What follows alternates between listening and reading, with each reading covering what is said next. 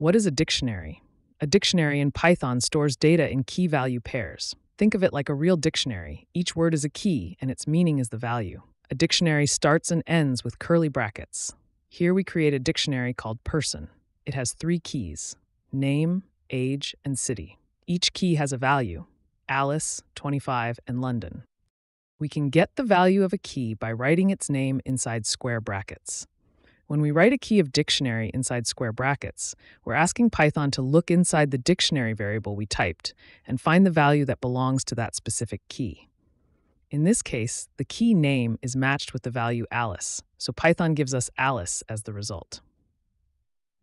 To add something new, we just write a new key and assign a value.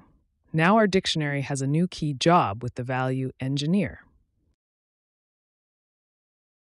Keys shows all the keys, values shows all the values, and items shows both as pairs. You can use for loops also to show each key, value, and each item as well.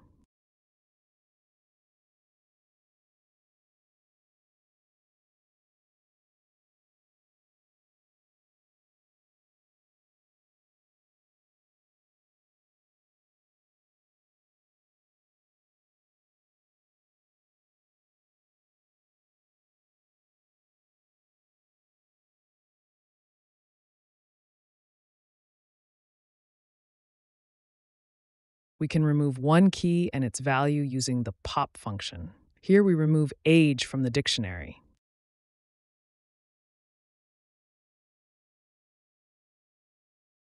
Knowledge Club, the bridge to the future.